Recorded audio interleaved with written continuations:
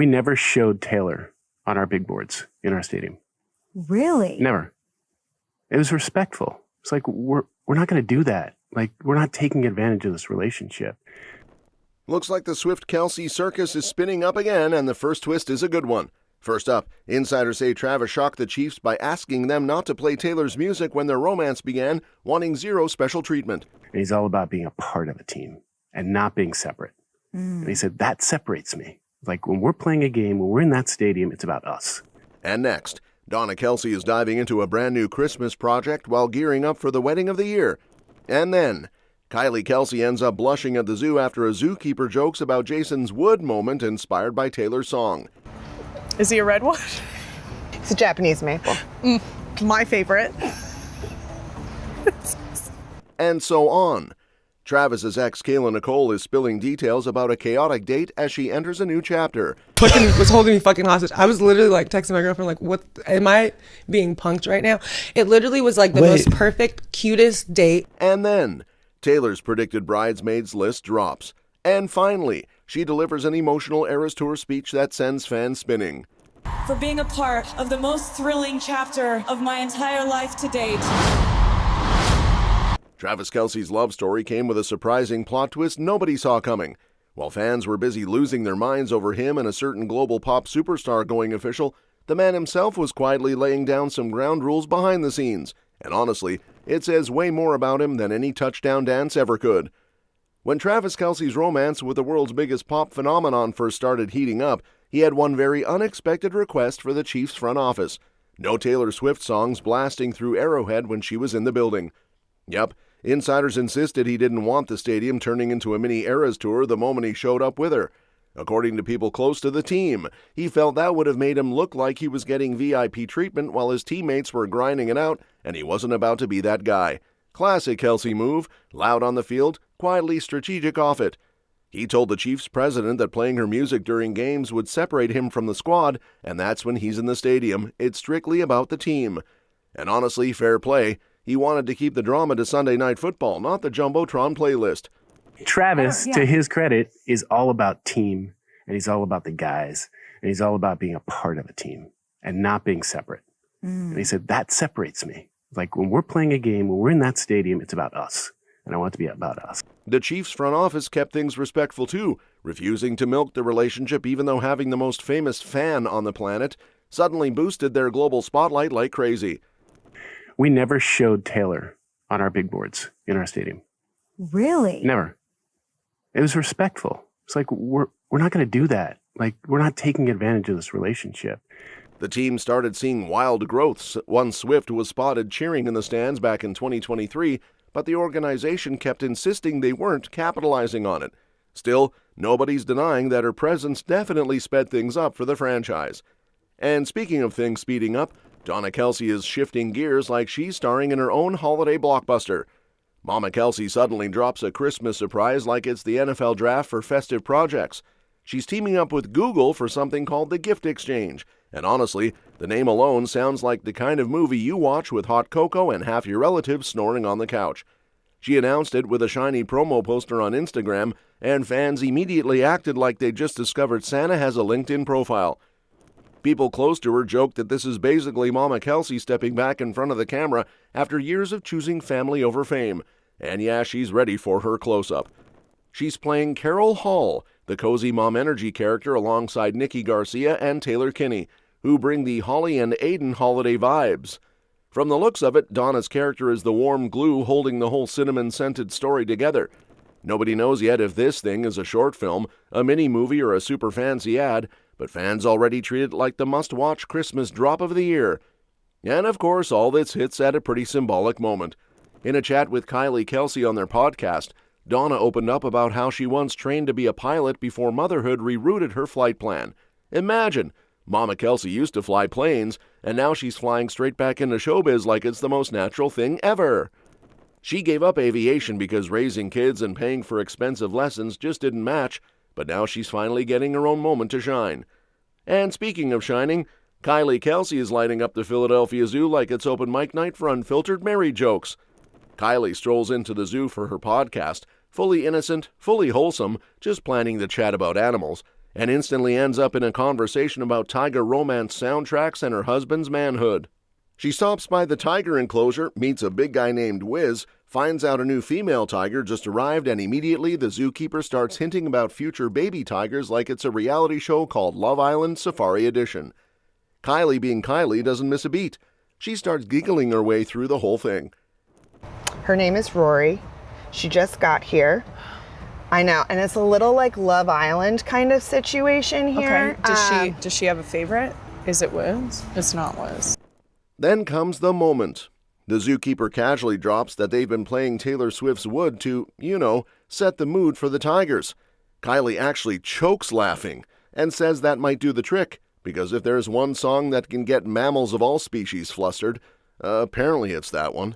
Perfect. We started playing Wood, actually, Taylor Swift's Wood, Back a House. That It's might really do amping it. up the mood.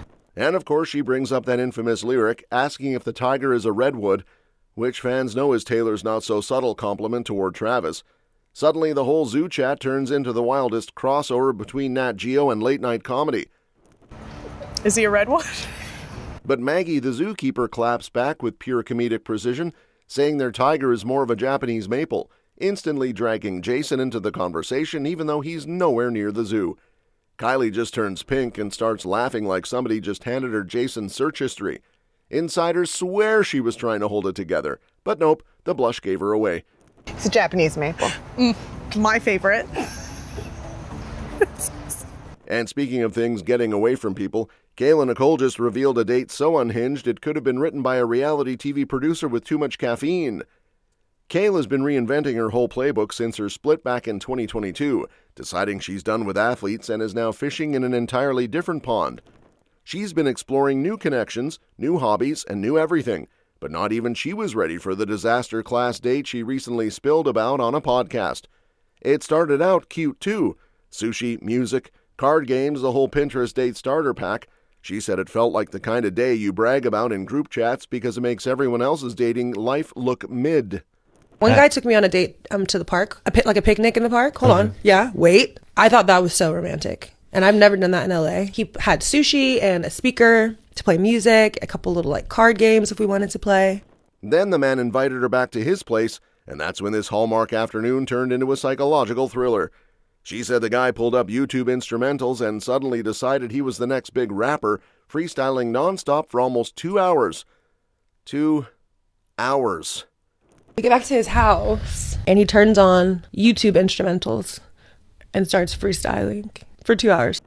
Kayla looked like she was silently calculating every decision that led her to this living room concert she never bought tickets for. She later joked that the man was basically holding her hostage with his bars, and honestly, the secondhand embarrassment alone could have taken her out.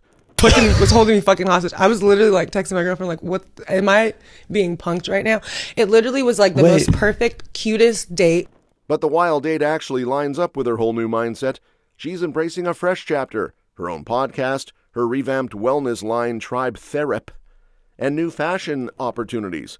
People around her said she's focusing on consistency, integrity, and actual emotional maturity this time. And in possibly the funniest twist, she joked she might not date athletes anymore, but team owners? That's a different conversation. A woman with standards and ambition. We love to see it. I keep saying I don't want to date any more athletes, but I'm down to date the owners of the teams. And speaking of wild chapters, Taylor Swift's wedding prep is rolling in with the same chaotic energy because apparently her bridesmaids' predictions just dropped like it's draft night for Hollywood besties. Fans barely recovered from the engagement meltdown earlier this year, and now everyone's acting like wedding detectives, piecing together clues about what her big day might look like. Taylor already has her dress vision locked in, and shocker, it's not giving sleek Victoria Beckham minimalism. Nope, she's going full whimsical fairy princess meets custom art project, the kind of gown that looks like it floats into the room before she does. Think layered sheer fabrics, dreamy edges, soft movement, and that signature "I wrote a song about this" energy. Apparently the color is a glowing bluish white, like moonlight if it had a skincare routine. And the designer is predicted to be some small female-led label that prioritizes vibes over clout. But the real plot twist? The dress is basically a stitched-together treasure map of her whole love story. Tiny charms tucked into hidden seams, little zodiac nods, career Easter eggs, and sentimental trinkets sewn close to her skin like emotional armor. It's giving Easter eggs, but make it eternal. Fans will be zooming in on photos for the next decade, trying to decode what everything means. Then comes the bridesmaid lineup, which is already breaking the internet.